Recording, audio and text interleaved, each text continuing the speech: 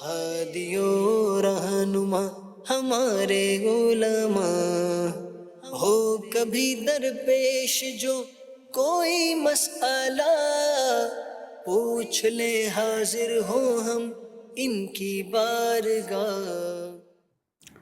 الحمد للہ رب العالمین والصلاة والسلام علی سید المرسلین، اما بعد فاعوذ باللہ من الشیطان الرجیم، بسم اللہ الرحمن الرحیم، الصلاة والسلام علیک یا رسول اللہ وعلی آلک واصحابک یا حبیب اللہ، الصلاة والسلام علیک یا نبی اللہ وعلی آلک واصحابک یا نور اللہ۔ مدنی چینل کے ناظرین، پروگرام دارالافتاء اہل سنت میں آپ کو خوش آمدید کہتے ہیں۔ اللہ رب العالمین ہم سب کو دین متین کے احکامات سیکھ کر سمجھ کر ان پر عمل پیرا ہونے کی توفیق عطا فرمائے۔ ہمارے پیارے نبی صلی اللہ علیہ وآلہ وسلم کا فرمان عظمت عالی شان ہے، زینوا مجالسکم بالصلاۃ علیہ فإن صلاتکم علیہ نور لکم یوم القیامہ۔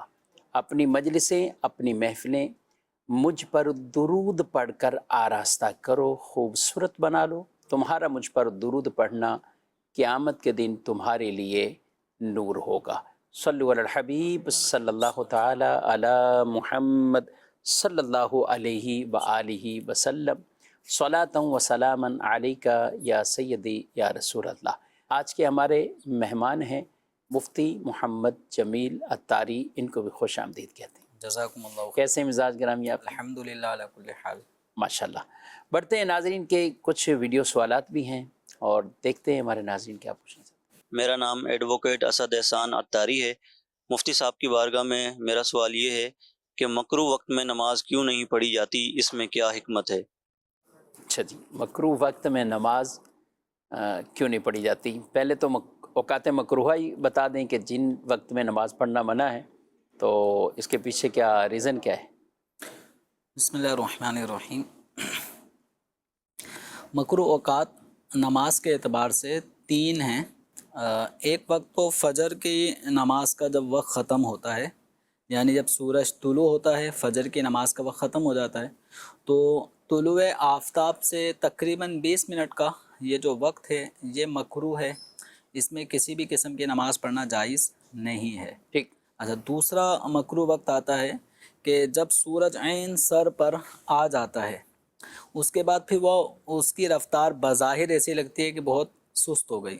اب سورج جب جانب مغرب ڈھلنا شروع کرتا ہے تو یہ والا جو ٹائم ہے کہ عین سورج سر پر آ جائے، اور جب تک وہ جانب مغرب ڈھل نہ جائے تو اس کو کہتے ہیں زہو کبریٰ، زوال کا وقت جس کو عرف عام میں لوگ زوال کا وقت کہتے ہیں، تو اس کا اصل نام ہے زہو کبریٰ۔ ٹھیک۔ تو یہ اس وقت یوں سمجھیں کہ سورج عین سر پر ہے تو وہ دنیا کو جتنی روشنی دے سکتا ہے، اس وقت بہت زیادہ روشنی دن کے وقت میں پائی جاتی ہے، اس لیے اس کو زہو کبریٰ کہتے ہیں۔ تو جب سورج مائل با مغرب ہوتا ہے، جب زوال کی طرف جاتا ہے، ڈھلنا شروع کرتا ہے، تو یہ مکروہ وقت ختم ہو جاتا ہے، اور مکروہ وقت ختم ہوتے ہی ظہر کا وقت شروع ہوتا ہے۔ ٹھیک۔ تیسرا جو وقت ہے وہ غروب آفتاب ہونے سے تقریباً کوئی 20 منٹ پہلے کا یہ وقت ہے کہ سورج جب جانب مغرب بالکل جس مقام پہ اس کو غروب ہونا ہوتا ہے اس کی طرف جب پہنچ جاتا ہے، تو اب تقریباً 20 منٹ کے دورانیہ جو رہ جاتا ہے غروب آفتاب میں، اس وقت میں بھی کسی قسم کی نماز نہیں پڑھی جا سکتی، یعنی طلوع آفتاب کے بعد 20 منٹ، ٹھیک، غروب آفتاب سے پہلے 20 منٹ، اور جب سورج عین سر پر آ جائے جسے زہو کبریٰ کہا جاتا ہے، اور عرف عام میں لوگ زوال کا وقت جس کو کہتے ہیں، تو ان 3 اوقات میں نماز پڑھنا چاہے فرض ہو نفل ہو جائز نہیں۔ اب اس کے ناجائز ہونے کی، اس دن اگر عصر کی رہتی ہے تو وہ پڑھ سکتے ہیں؟ ہاں، عصر کی نماز کا ایک الگ معاملہ ہے، کیونکہ عصر کا جو وقت ہے وہ مغرب ہونے تک، یعنی سورج غروب ہونے تک، یہ پورا ٹائم یہ عصر کا وقت کہلاتا ہے، جس میں آج کی فرض نماز عصر کی ادا کی جائے گی۔ تو اب اگرچہ مکروہ وقت شروع ہو چکا ہو تو جس نے آج کی عصر نہیں پڑھی تو وہ آج کی عصر ادا کرے گا، اس پہ لازم ہے، یعنی یہ چھوڑے گا نہیں کہ اگر مکروہ وقت شروع اب مکروہ وقت ہونے کی وجہ سے اس کو چھوڑے گا نہیں، کیونکہ اگر یہ نہیں پڑھتا اب بھی تو مغرب ہوتے ہی، غروب آفتاب ہوتے ہی عصر کا وقت ختم ہو جائے گا اور اس کی عصر کی نماز قضا ہو جائے گی۔ یہ مکروہ وقت میں نماز پڑھنے کے مقابلے میں زیادہ گناہ کی بات ہے، ٹھیک۔ تو لہذا اب یہ مکروہ وقت میں ہی نماز کو ادا کر لے تاکہ قضا ہونے سے بچائے۔ اب یہ جو اس کی وجہ کیا ہے، ان اوقات میں کیوں عبادت سے منع کیا گیا ہے، تو سب سے بنیادی چیز ایک مسلمان کے پیش نظر یہ ہونی چاہیے کہ اللہ و رسول عز و جل و صلی اللہ علیہ وسلم ہمیں جس بات کا حکم دیں گے اس بات کو ہمیں تسلیم کرنا ہے، اس پر عمل کرنا ہے۔ جس بات سے ہمیں منع کر دیں گے ہمیں ان کاموں سے بچنا ہے۔ آیت کریمہ ہے، اللہ تبارک و تعالی ارشاد فرماتا ہے ما آتاکم الرسول فخذوہ وما نہاکم عنہ فانتہوا، کہ رسول اکرم صلی اللہ علیہ وسلم تمہیں جس چیز کا حکم دیں، جو چیز تمہیں بیان کریں، جو چیز تمہارے لیے لے کر آئے ہیں تو اس کو تم نے لے لینا ہے، یعنی اس کو اپنانا ہے، اختیار کرنا ہے، عمل میں لانا ہے۔ وما نہاکم عنہ فانتہوا، اور جس بات سے نبی پاک صلی اللہ علیہ وسلم منع فرما دیں فانتہوا، اس سے رکنا ہے۔ اطاعت خدا بندی، اطاعت رسول مسلمانوں پر لازم ہے۔ اب کسی بھی کام سے منع کر دیا بچنا ہے۔ اب اس کی کیا حکمت ہے، تو اللہ اور اللہ کے رسول صلی اللہ علیہ وسلم کسی کام کا حکم دیتے ہیں تو وہ کام بھی حکمتوں سے بھرپور ہے۔ جی، کسی کام سے منع کر دیا وہ کام بھی حکمتوں سے بھرپور ہے۔ اب ہمیں اس کی حکمت لاجک سمجھ میں آئے نہ آئے، ہمیں اطاعت خدا بندی، اطاعت رسول کرنا ہے۔ یہ اللہ کا کرم ہے کہ وہ اپنے بندوں پر اپنے احکام، اب جس میں اوامر بھی ہیں یعنی جن کاموں کے کرنے کا حکم ہے، نواہی جن کاموں سے منع کیا گیا ہے وہ احکام ہیں، ان کی حکمتیں اپنے بندوں پر اللہ تعالیٰ ظاہر فرما دیتا ہے۔ تو یہاں جو ایک حکمت جو ان اوقات مکروہہ میں نماز پڑھنے سے ممانعت کی ہے وہ یہ کہ سورج کی پرستش کرنے والے، سورج کو پوجنے والے، یہ دنیا میں پہلے بھی تھے اب بھی ہیں، بالکل، جو سورج کی پوجا پاٹ کرتے ہیں۔ تو جب یہ اپنے زوم فاسد میں، زوم باطل، عقیدہ باطلہ میں جب یہ دیکھتے ہیں کہ یہ سورج طلوع ہوا تو طلوع ہوتے ہوئے اب یہ اپنے معبود باطل، جو انہوں نے اس کو معبود سمجھا ہوا ہے، اس کو ویلکم کر رہے ہیں، اس کو خوش آمدید کہہ رہے ہیں، تو اس کے آنے پر سورج کی پوجا کریں، سورج کی پوجا پاٹ ہو رہی ہے، پرستش ہو رہی ہے۔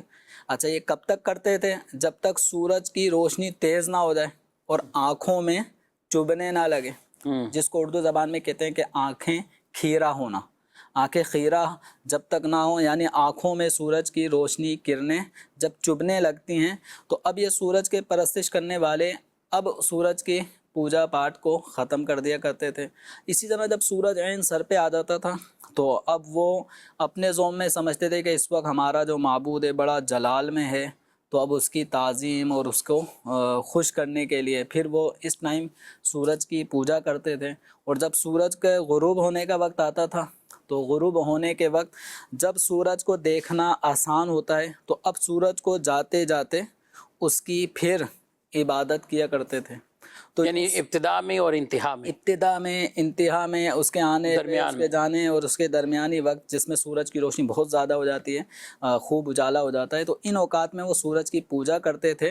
تو جس وقت میں اللہ کی مخلوق سورج کی پوجا کرنے والے خاص ان اوقات میں عبادت کرتے تھے، تو اللہ تبارک و تعالیٰ کے پیارے رسول صلی اللہ علیہ وسلم نے ان اوقات میں جس میں غیر اللہ کی عبادت بالخصوص ہوتی تھی، ان اوقات میں اللہ تبارک و تعالیٰ کی عبادت سے مسلمانوں کو منع فرما دیا، تاکہ کہنے کو کوئی سورج کا پجاری یہ نہ کہے دیکھیں یہ بھی ہمارے عبادت کرتے ہیں، سورج کی، ہمارے اس کی معبود کی عبادت۔ تو ایک تشابہ مشابہت سے بھی گویا مسلمانوں کو بچایا گیا ہے۔ اچھا، یہ تو ایک حکمت ہے، یعنی بعض حکمتیں کچھ بیان بھی کی گئیں احکامات میں، لیکن سب سے بیسک بات تو وہی جو آپ نے ارشاد فرمائی کہ ہمیں چیز تو وہی حکمتوں کے تحت نہیں کہا گیا کہ ہم ہر مسئلے کی حکمت بھی جانیں اس کی معرفت تک بھی پہنچے ایسا اور اس اگر- وجہ سے عمل کرے. ہاں، اس وجہ سے مسلمان عمل نہیں کرے گا کہ یہ حکمت سمجھ میں آ رہی ہے ہاں تو بالکل کریں گے، نہیں سمجھ میں آ رہی تو نہیں کریں. مسلمان کی شان ہی یہی ہے کہ یہ حکم ربی پر اپنے سر کو جھکا لیتا ہے. حکمت سمجھ میں آئے گی تو مانا، تو پھر یہ تو نفس کی ماننے والی بات ہے. نفس کی ماننے والی. اب اس طرح آپ یوں سمجھ لیں، بہت ساری مثالیں ہم اپنی لائف میں دیکھتے ہیں کہ ایک بچہ ہے چھوٹا، ماں سبزی کاٹ رہی ہے. عمومی طور پہ یہ چھوٹے بچے جو سال، سوا سال، 1.5 سال کے ہوتے ہیں، انہیں چھری کے کٹ ہونے سے کیا نقصان ہوگا یہ نہیں پتہ. صحیح. یہ چھری کو ہاتھ میں لے کے بھی کچھ کر سکتے ہیں. تو ایسے موقع پہ بچے کو نہیں پتا کہ چھری سے میری ماں مجھے کیوں بچاتی ہے. یہ ابھی اس کی سمجھ میں آئے گا بھی نہیں، بھلے اس کو جتنا ہی سمجھا دیا جائے. اس وقت جو کام ہے کرنے کا وہ یہ کہ والدین اپنے اس بچے کو چھری سے دور رکھیں، چھری اس کے سامنے سے ہٹا لیں. بچے کو بڑے ہونے کے بعد یہ حکمت سمجھ میں آ جائے گی کہ میری اس خواہش کو ماں نے کیوں پورا نہیں کیا جب میں چھری مانگ رہا تھا اور ماں نے نہیں دیا. میں ماچس کی تیلی، ماچس کا ڈبہ مانگ رہا تھا اور ماں نے نہیں دیا. میں چولہے کے پاس جا رہا تھا، مجھے کیوں روکا جاتا تھا. تو یہ بہت سارے نادانی کی عمر میں بچے کو نہیں پتا، لیکن جب وہ بڑا ہوتا ہے، سمجھدار سب واضح ہوگا، پھر سب چیزیں سمجھ میں آتی ہیں. تو اسی طریقے سے ہر مسلمان پر ہر حکم شریعت کی حکمتیں واضح ہو جائیں، ان کو سمجھ میں آنے لگیں، ضروری نہیں ہے. ہاں، علم و معرفت، جوں آدمی علم دین حاصل کرتا رہتا ہے، شریعت مطہرہ کی معلومات حاصل کرتا ہے، علماء سے مربوط رہتا ہے، دینی کتابوں کا، مستند کتابوں کا مطالعہ کرتا رہتا ہے، تو اس کی برکت یہ ہوتی ہے کہ اس کو بہت سارے احکام شرع کی حکمتیں پتہ چلتی ہیں. اور ان حکمتوں کے پتہ چلنے کا مسلمان کو کیا فائدہ ہوتا ہے کہ اولاً حکمت پتہ نہ بھی چلے تب بھی وہ اس نے ماننا تھا، تب بھی اس نے عمل کرنا ہی تھا. لیکن حکمت معلوم ہونے کا فائدہ یہ ہوتا ہے کہ اس کا اطمینان قلبی ہو جاتا ہے، اور اب وہ دل و جان سے مزید پختگی کے ساتھ اس حکم شریعت پر عمل کرتا ہے. کہ ایک تو عمل ویسے ہی کرنا خوشی سے تھا، اطاعت خدا بندی، اطاعت رسول کے پیش نظر، اور دوسرا یہ کہ اس میں ہمارے رب نے یہ بھی فوائد رکھے ہیں وہ تو ہمیں پتہ نہیں تھے. یہ تو ہمارا رب تو ہم پر کتنا مہربان ہے کہ ہمیں نہ سمجھ میں آنے کی صورت میں بھی ہمیں ایک چیز کا پابند کیا، ہم اس پابندی کے مطابق اس کو عمل میں لاتے رہے، جن سے بچنے کا حکم دیا ان سے بچتے رہے. تو کتنی حفاظت ہمارے رب نے فرمائی ہے. تو اس طرح تو اور اللہ و رسول پر بندے کا اعتقاد مضبوط ہو جاتا ہے. ماشاءاللہ. جی ناظرین اکرام، کافی ڈیٹیل اور تفصیل کے ساتھ ہے اس پر گفتگو. یہ ہر چیز کے پیچھے اس طرح پڑھنا بھی نہیں چاہیے، اور اللہ اور اس کے رسول کا جو حکم ہے اسے مقدم رکھیں. جہاں شریعت جیسا فرما دیں، سبحان اللہ. ہاں، جہاں حکمتیں پتہ چلتی ہیں، بعض اوقات عمل میں مزید پختگی آتی ہے، جذبہ مزید بڑھتا ہے، لیکن وہ بھی اپنے اپنے اس پیرائے میں دیکھا جائے گا. ہر چیز کے اوپر حکمت یہ عوام کو پوچھنا بھی نہیں چاہیے کہ اس میں کیا حکمت. اس میں بعض اوقات جو ظاہری حکمت ہوتی ہے جس چیز کی بھی بیان کی گئی، لیکن اب کہیں کہ بھئی اب آج کے دور میں وہ نہیں ہے، آج ایسا نہیں ہے.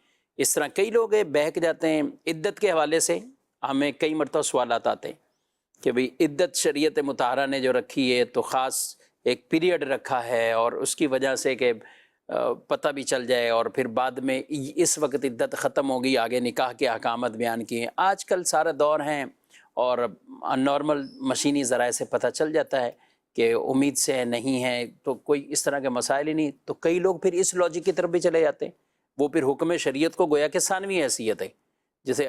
تو اس طرح کے بھی بعض کو خیالات پھر آتے ہیں، اور پھر وہ معاذ اللہ اس حکم پر عمل ہی نہیں کرتے کہ جو اللہ اور اس کے رسول کے احکام. اصل چیز تو وہ ہے نا کہ ہمیں اگر 100 حکمتوں میں سے ایک پتہ چلی ہے، 99 پوشیدہ ہیں، اور ہم کہیں کہ فی زمانہ تو ایسا نہیں ہو رہا، یا اب پتہ چل رہا ہے کہ ایسی چیز نہیں ہے، تو یہ آپ کی یا میری خام خیالی ہے. بعض چیزیں ایسی ہوتی ہیں کہ جیسے اگر ہم صحرائی سفر کریں، یا اس وقت اگر آپ بائی روڈ اگر کوئی سفر کر رہا ہوتا ہے تو سامنے دور ایک ایسا لگ رہا ہوتا ہے کہ سامنے روڈ پہ پانی بہہ رہا ہے.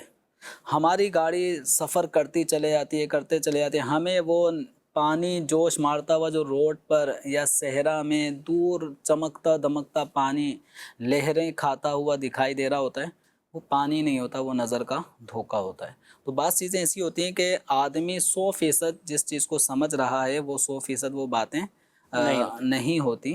تو عدت کے حوالے سے جو بھی حکمتیں ہیں وہ اللہ تبارک و تعالیٰ اور اس کے محبوب صلی اللہ تعالیٰ علیہ وسلم جانتے ہیں۔ مسلمان کو ایک حکم ہے کہ اگر طلاق ہوئی ہے اور عورت امید سے ہے تو اب اس کی عدت بچے کی پیدائش پہ ختم ہوگی۔ اگر عورت امید سے نہیں ہے، طلاق ہوئی ہے اور ایک عورت کو ماہانہ ایام روٹین وائز آتے ہیں تو اب 3 مرتبہ اس کے وہ ناپاکی کے ایام آئیں گے، ختم ہو جائیں گے، اس کی عدت پوری ہو جائے گی۔ ایک رول بنا دیا سب، اور ہر طور پہ بنا دیا نا، بہت چھوٹی عمر ہے، درمیانی عمر ہے، بہت بوڑھی ضعیف والی عمر ہے تو اس میں یعنی طلاق کے اعتبار سے۔ جی باقی انتقال ہے تو وہ 4 مہینے 10 دن اس کی جو ایام عدت جو ایک مدت ہے وہ بیان کی ہے، اگر امید سے نہ ہو تو یہاں پر بھی ہے۔ بعض اوقات اس میں بھی لوگ اپنی لاجک نکالنے کے لیے کہ بھئی یہ تو ایک عام نارمل عورت کے لیے ایک ضعیفہ ہو چکی ہے، بہت ضعیف ہو چکی ہے، تو اب اس کے لیے بھی کیا یہ ہوں گے؟ تو اس طرح کے بھی سوالات۔ نکاح ہوا تھا، شوہر کا انتقال ہو گیا، نہیں جی اب تو رخصتی نہیں ہوئی تھی، صرف نکاح ہوا تھا، اب کیوں عدت ہے؟ تو اس طرح کے کئی چیزیں ایسی ہوتی ہیں کہ جو بعض اوقات جس پہ ہمیں بس یہ کہ ہم نے ماننا ہے، وہ اللہ اور اس کے رسول کا حکم ہے، اور کہتے ہیں نا سر تسلیم خم کرنا، اسی کو مسلمان کہتے ہیں۔ مسلمان تسلیم کرتا ہے، مسلمان جو اسلام والا ہے وہ اپنے سر کو جھکا لیتا ہے کہ یہ اللہ رسول کا حکم ہے، لبیک، میں نے اس پر عمل کرنا ہے۔ تو بہرحال ان چیزوں کو ہمیں اسی طور پر دیکھنا چاہیے۔ مزید بڑھتے ہیں آپ کے سوالات کی طرف۔ یہ جب ہم فصل وغیرہ اٹھا لیتے ہیں، گندم وغیرہ، جو عشر کی ہماری مقدار بنتی ہے وہ ہم نکال کے تو اپنی بہنوں کو دے دیتے ہیں، یعنی ان کی دلجوئی کے لیے، جبکہ ان کے ہاں آمدن کا کوئی نہ کوئی معقول ذریعہ ہوتا ہے۔ کیا اس طریقے سے ہمارا عشر ادا ہو جائے گا؟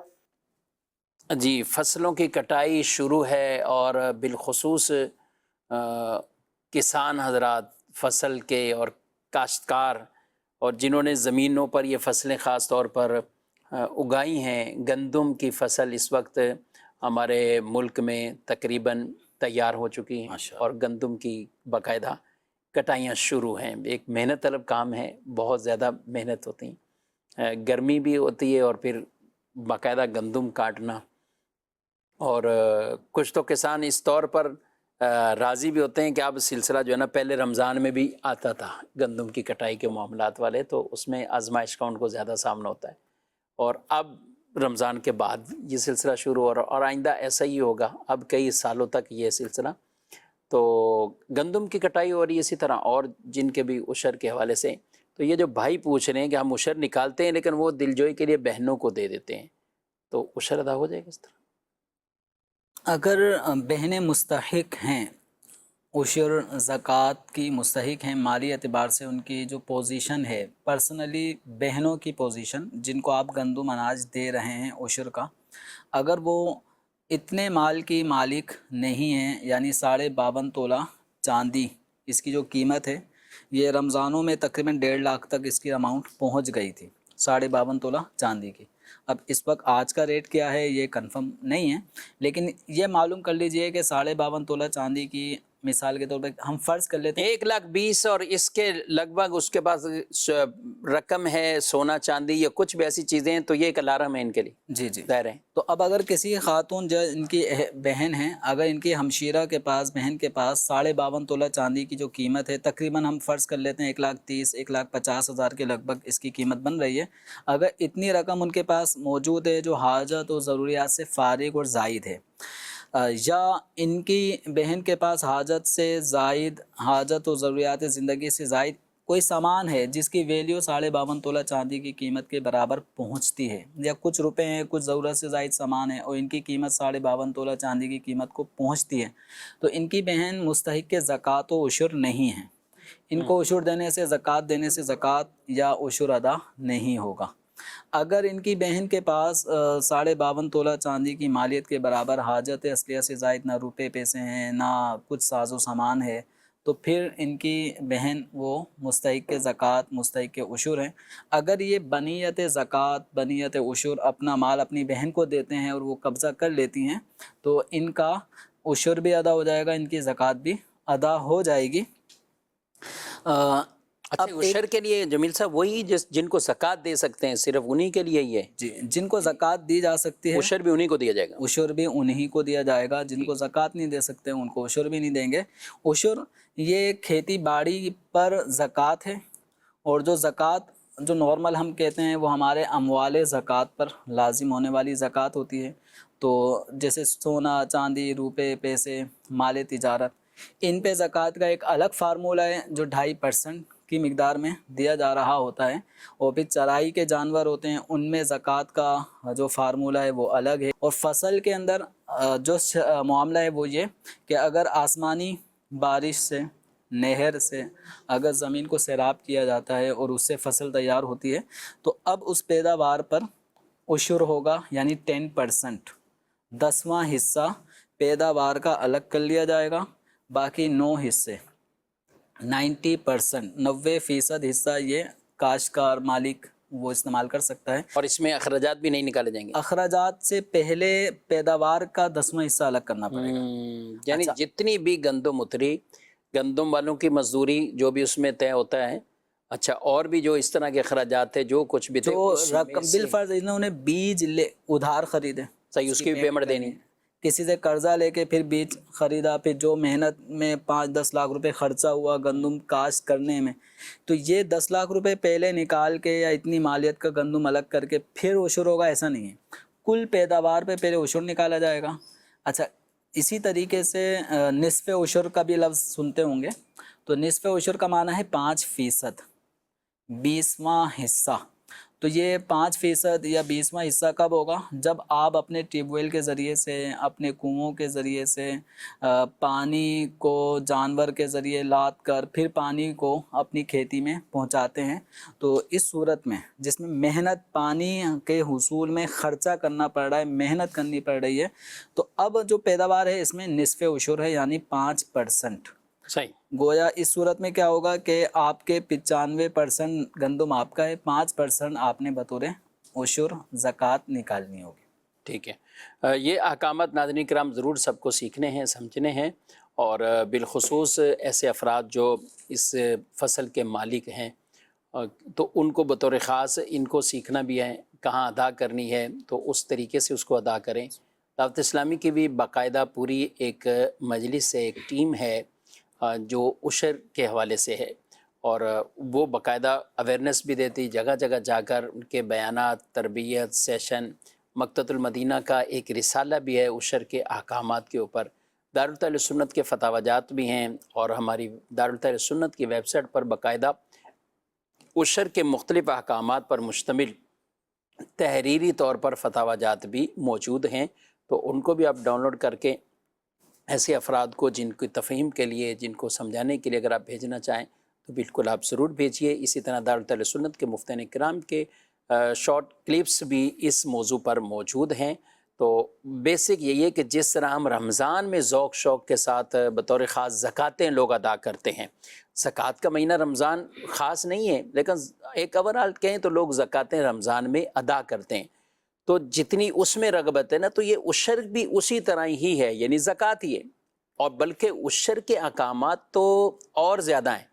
جمیل صاحب اگر کوئی عشر والا مقروض ہے تو یہاں اس کا قرضہ مائنس بھی نہیں، قرض مائنس نہیں. اچھا وہ شریف فقیر ہے کہ خود زکوٰۃ لے سکتا ہے لیکن عشر اس کو ادا جی کرنا ہوگا. یعنی اس کے اندر تو کئی چیزوں میں جہاں زکوٰۃ میں چھوٹ ہے یہاں وہ بھی نہیں ہے. یعنی عشر کے احکامات ایک تو مالی اعتبار سے بھی زیادہ ہیں کہ 10واں ہیں، یہ اپنے اس کا زکوٰۃ میں ہم جاتے تو 2.5% اور ادھر 10 ہے، تو یوں مال بھی زیادہ ہے اور اس کے احکامات بھی زیادہ ہیں. اور چونکہ یہ اللہ کا خاص فضل بھی ہے کہ گندم میں یا جو بھی ہے زمین سے اگانا یہ بندے کی قدرت میں نہیں ہے. اگر زمین نہیں اگتی فصل تو یہ کیا کر لیتا؟ کئی چیزیں بندہ مکینک خود بنا لیتا ہے، ٹھیک ہے، مشینی ذرائع سے بنا لیتا ہے، سب کچھ ہے، زمین سے خود نہیں اگا سکتا. یہ تو محض اللہ کی یعنی تجارت ہے، ان چیزوں میں آدمی کا جو عمل ہے وہ ہنر نظر آ رہا ہوتا ہے، یہ چیزیں ہیں. لیکن جو پیداوار ہے تو حکم الہی سے تم کا دانہ آپ نے تو ڈال دیا، وہ زمین گلا کے ختم بھی کر سکتی تھی لیکن زمین نے اس کو اپنے دامن میں لیا، گود میں لیا، پرورش کی، اور اس سے پھر ایک فصل تیار ہوئی. پھر اسی طرح پانی ہے، پانی اللہ تبارک و تعالیٰ کی طرف سے برسات کے طور پہ بندے کی زمین سیراب ہو جاتی ہے، اسی طریقے سے نہروں کا پانی ہے، یہ اللہ تبارک و تعالیٰ کی طرف سے بندے پر وافر نعمتیں ہیں۔ تو یہاں نعمت الہی کا ظہور بہت زیادہ ہے بمقابلہ بندے کی محنت اور کوشش کے، کہ کسان نے تو ہل چلایا، زمین کو ہموار کیا، اس کے بعد پھر اگلے دفعہ پھر اس نے بیج ڈال دیے، اس کے بعد پھر پانی کا رخ کھیت کی طرف کر دیا، پانی آیا، اب یہ تو آرام سے مزے سے سو رہا ہے، سب کچھ ہو رہا ہے، یعنی لیکن دن رات ایک گراؤنڈ میں اس گندم کے دانے کی، اس اناج کی پرورش ہو رہی ہے، ہاں، کون کر رہا ہے؟ میرا رب فرما رہا ہے۔ اور پھر فصل کو مختلف آفتوں سے محفوظ رکھا، یعنی آفتیں بھی تو آ سکتی ہیں اور فصل ویسے ہی چلی جائے۔ اچھا ہے بھی اور مال ہے جس کو آدمی محفوظ کر لیتا ہے، اس کو محفوظ بھی، اس کی حفاظت یوں نہیں کر اس کے سکتا، کوئی گودام نہیں ہے، گودام نہیں ہے۔ اس میں کوئی لاک سسٹم بہرحال ہزارہ جا سکتے ہیں۔ حکمتیں ناظرین کرام، اللہ کی نعمتوں پر شکر بھی ادا کرنا چاہیے اور ان عشروں کو بھی ادا کریں۔ کچھ ایس ایم ایس بھی ہیں جمیل صاحب، میں چاہوں گا کچھ جوابات ہم مختصر شامل کر لیں۔ ہمارے ایک سائل پوچھ رہے ہیں کہ آپ نے طلاق کی عدت کا ذکر کیا ہے، تو کیا ایک طلاق کے بعد بھی عدت ہوتی؟ طلاق ایک ہو یا دو یا تین، عدت بہر صورت ہوتی ہے۔ البتہ ایک صورت ایسی ہے کہ جس میں عدت نہیں ہوتی، مثال کے طور پہ نکاح ہوا لیکن رخصتی نہیں ہوئی، اور میاں بیوی کے درمیان بعد نکاح کبھی تنہائی بھی نہیں ہوئی، بالکل بھی تنہائی نہیں ہوئی، تو اب اگر کسی بھی وجہ سے طلاق تک نوبت پہنچ جاتی ہے تو قرآن پاک میں فَمَا لَكُمْ عَلَيْهِنَّ مِنْ عِدَّةٍ تَعْتَدُّونَهَا، اس صورت میں تمہارے لیے کوئی عدت نہیں ہے۔ صحیح، تو یہ ایک خاص صورت ہے جس میں طلاق کے بعد عدت نہیں ہوتی، ورنہ عمومی احوال میں کہ جہاں رخصتی ہو گئی، پھر ازدواجی معاملات، پھر فیملی رہ رہی ہوتی ہے، پھر آگے چل کے پھر طلاق تک نوبت پہنچتی ہے۔ اب چاہے طلاق شوہر کے گھر میں ہو، چاہے عورت اور شوہر میں علیحدگی ہوئی اور ناراضگیاں چل رہی ہیں، وہ میکے آئی ہوئی ہے، مہینوں ہو گئے، ہاں لوگ یہ بھی کہتے ہیں نا 4 سال سے ملے نہیں ہے، 5 سال سے ملے نہیں، اب طلاق ہو گئی، عدت ہو گئی، عدت اب بھی ہے۔ ٹھیک ہے۔ اچھا ایک طلاق کے بعد ظاہر ہے کچھ عدت کے احکامات میں فرق ہوگا، جیسے 3 میں یا عدت وفات میں ہے، اب ایک طلاق ہے تو اس میں کئی چیزوں میں تو فرق ہے نا؟ عدت کے احکامات کے اندر بھی فرق آتا ہے، جیسے ایک طلاق ہے اور طلاق رجعی ہے، یا ایک طلاق ہے طلاق بائن ہے، اس میں فرق آ جائے گا، عدت کے احکام میں فرق آئے گا۔ طلاق رجعی اگر 1 یا 2 ہیں تو جب تک عدت کے ایام ختم نہ ہو جائیں، مرد اور عورت ان دونوں کو رشتہ ازدواج دوبارہ بحال کرنے کا آپشن، اختیار حاصل ہے۔ ٹھیک، آدمی دوران عدت 2 گواہوں کی موجودگی میں، 2 مردوں کی موجودگی میں یا فیملی ممبرز کی موجودگی میں، جب سب مل کر بیٹھے ہیں اور دوبارہ رشتے کو بحال بھی کرنا چاہتے ہیں، اور آدمی بھی سمجھتا ہے کہ رشتہ بحال ہونا چاہیے، تو اب اگر جب فیملی کے افراد مل کے بیٹھے ہیں تو آدمی ان سب کے سامنے کہہ دے اپنی بیوی کو کہ میں نے تمہیں اپنے نکاح میں واپس لیا۔ یہ کب ہے؟ جب 1 طلاق رجعی ہو یا 2 طلاق رجعی ہوئی ہوں اور عدت کے اندر اندر ہی رجوع ہو رہا ہو، تو آدمی کا یہ کہنا کہ میں نے تمہیں اپنے نکاح میں واپس لیا یا میں نے تم سے رجعت کی، تو اس طرح یہ رجوع ہو گیا، یہ دوبارہ میاں بیوی کی حیثیت اختیار کر گئے، عدت کا جو دورانیہ چل رہا تھا وہ کلوز ہو گیا، ختم ہو گیا، اب یہ اپنی ازدواجی لائف کو آگے لے کے کنٹینیو کر سکتے ہیں۔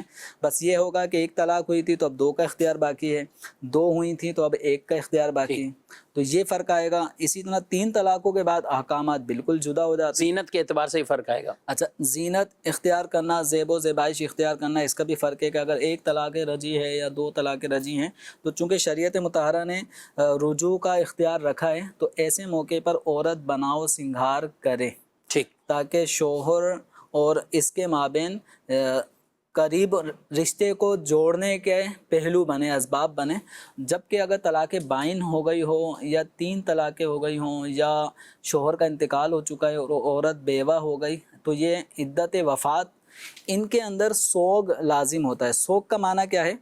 کہ بناؤ سنگھار عورت نہیں کرے گی، جو میک اپ ہے، چوڑیاں ہیں، کانوں میں بالیاں ہیں، ناک میں نتھ ہے، یہ استعمال نہیں کرے گی، لاکٹ پہنا ہے اس کو اتارنا پڑے گا، چوڑیاں اتارنی پڑیں گی۔ اسی طرح لباس میں بھی بعض لباس ایسے ہوتے ہیں جو شادی کی تقریبات اور محافل، ان جگہوں پہ پہنے جاتے ہیں، تو ایسے لباس کہ جو خوشی کا اظہار جن سے ہو رہا ہوتا ہے، بناؤ سنگھار، وہ لباس نہیں پہنے گی، خوشبو کا استعمال نہیں کرے گی، یہ کچھ احکامات ہیں جن کا تعلق سوگ منانے سے ہے.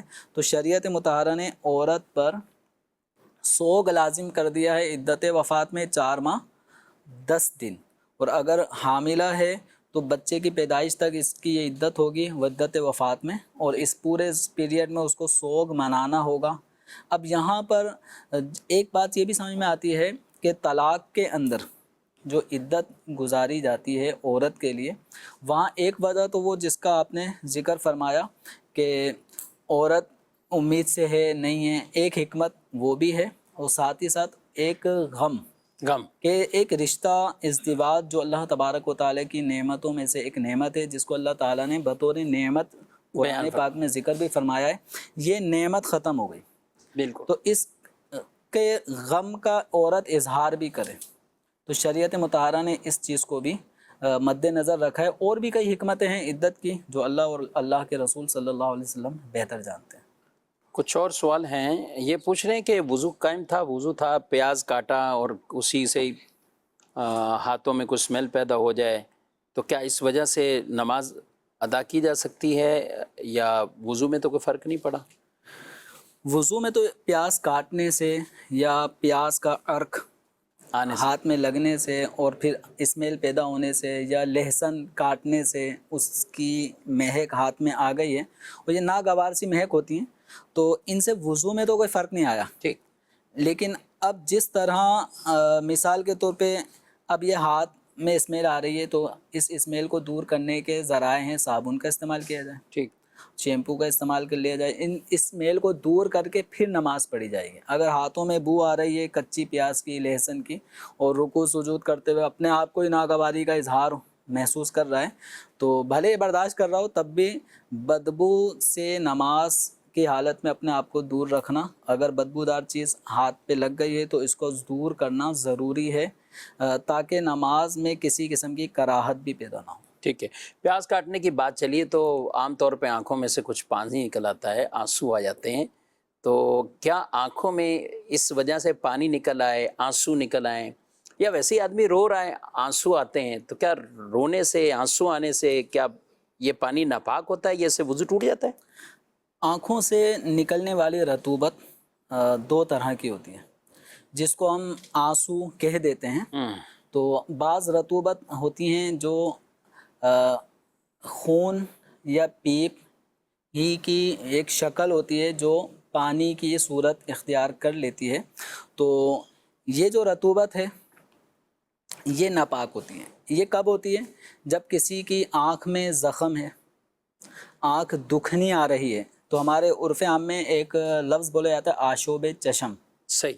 تو جس میں آنکھیں سرخ ہو جاتی ہیں، جو آنکھوں کا وائٹ حصہ ہے اس میں نسیں بہت زیادہ لال ہو جاتی ہیں، آنکھوں میں دکھن ہو رہی ہوتی ہے. یہ جو اب آنکھوں سے جو رطوبت اس کی وجہ سے نکلتی ہے اور یہ بہت زیادہ نکلتی رہتی ہے، آدمی صاف کرتا رہتا ہے، چپ والی تو بھی. یہ چپچپاہٹ ہوتی ہے، یہ پیپ ہے. اور یہ عام طور پہ جیسے صاف شفاف آنسو ہوتا ہے ایسا نہیں ہوتا، یہ ہلکا سا گدلا ہوتا ہے، ٹھیک، چپچپاہٹ ہوتی ہے اس میں.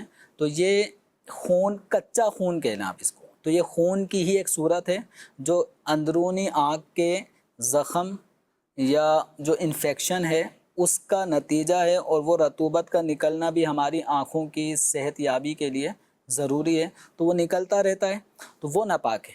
صحیح.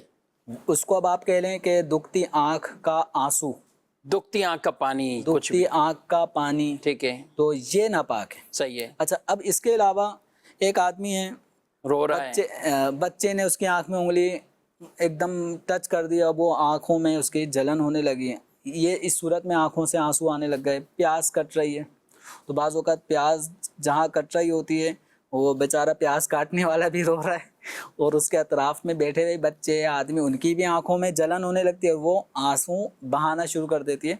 یہ والا جو آنسو ہے، یہ جو آنکھوں سے نکلنے والا پانی ہے، یہ ناپاک نہیں ہے. اچھا، اسے ویسے ہی رو رہا ہے، یعنی اللہ کی محبت میں رو رہا ہے، تلاوت کرتے ہوئے رو رہا ہے، دعا مانگتے ہوئے رو رہا ہے، نماز پڑھتے ہوئے اس کی آنکھوں میں سے آنسو آ گئے، یہ تو مقدس آنسو ہیں، مقدس آنسو نہیں، یہ تو مبارک آنسو ہیں، مبارک آنسو ہیں. یہ تو وہ آنسو ہیں کہ جن کی ہم دیکھیں تو فضیلت ہے کہ خوف خدا سے نکلنے والا آنسو کسی مسلمان کی آنکھ سے نکلتا ہے تو وہ آتش جہنم سے حجاب بن جاتا ہے، سبحان اللہ. رکاوٹ ڈال دیتا ہے. تو جس حصے پر وہ آنسو خوف خدا والا گرتا ہے اس پہ جہنم کی آگ کو حرام کر دیا جاتا ہے. تو اب صرف اتنے حصے کو حرام کیا جائے، بقیہ کو آگ جلائے. تو اللہ کی ذات سے امید یہ ہے کہ اس آنسو کی برکت سے اللہ تعالیٰ پورے جسم کو ہی جہنم کی آگ سے بچا لے.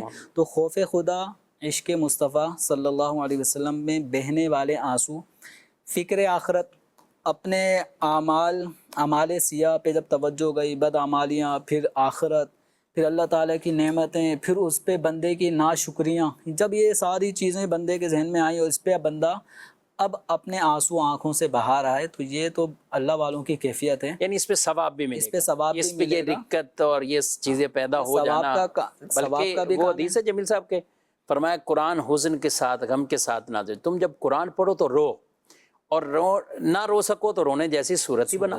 یہ مبارک آنسو ہیں، اور آنسو سے کوئی وضو کسی طرح کا نہیں ٹوٹتا، چاہے وہ عبادت کے طور پہ آنسو بہ رہا ہو یا غم دنیا میں ہی کوئی بالفرض اولاد نے پریشان کیا، دوستوں نے تنگ کر دیا، گھر والوں نے کچھ کہہ دیا تو آدمی رو پڑا، تو اس آنسو سے بھی وضو نہیں ٹوٹے گا. اور کوئی عارضے کی وجہ سے پانی نکلا ہے، تنکا چلے گیا، ہاتھ کسی کا لگ گیا، پھر پانی نکلا، اس سے بھی کوئی وضو نہیں ٹوٹتا. وضو جو خالص ٹوٹتا ہے، جو چیزیں بیان کی، وہ دکھتی آنکھ جسے آشوب چشم کہیں، جو ایک مرض کی وجہ سے، وہ ایک انفیکشن کی وجہ سے وہ رطوبت اور جو پانی نکلتا ہے اس سے وضو ٹوٹتا ہے. نارمل رونے سے اور ان آنسوؤں سے کوئی وضو نہیں ٹوٹتا. بعض اوقات آدمی پورا مسئلہ نہ سنتا ہے، نہ سمجھنے کی کوشش کرتا ہے، اور اس کو ہی اپنے ابہام میں اور اپنی زوم کے مطابق آگے اسی پر بنیاد رکھ کر جمیل صاحب کیا سے کیا بنا دیں. یعنی بیان کرنے والا بولے کہ وہ سود حرام ہے، سننے والا کہہ رہا ہے یہ دودھ حرام کہہ دیا. بھائی اپنے کان ٹھیک رکھو، توجہ سے سنو. وہ سود حرام کا ہے، بیاج کسی کو کہہ دیا تم نے پیاز کو حرام کر دیا، وہ کچھ اور کہ سننے والا کچھ اور کہ. کسی بھی بات کو کٹ کر کے اپنے مفاد کے لیے آدمی قرآن سے بھی نکال سکتا ہے. ہاں، اس سے تو کچھ بھی نہیں نکال. لا تقربوا الصلاۃ، جی ابھی نماز کے قریب نہ جاؤ. کوئی کہہ رہا ہے میں اس لیے نماز نہیں پڑھ رہا ہے، قرآن میں لا تقربوا الصلاۃ، آگے تو پڑھو کہ کب نہ جاؤ، کب نہ جاؤ، اور یہ کس وجہ سے یہ آیت مبارکہ یہ نازل. اور اس طرح کی کئی چیزیں، کسی کی بھی بات کو آپ آدھی لے لیں، آدھی کٹ کر دیں. اور یہ سوشل میڈیا پہ اس طرح کے پتہ نہیں عجیب و غریب ڈرامے آئے روز وہ دیکھنے کو ملتے ہیں. اور اب تو لوگ دینی چیزوں کا بھی اتنا مذاق بنانے لگ گئے ہیں.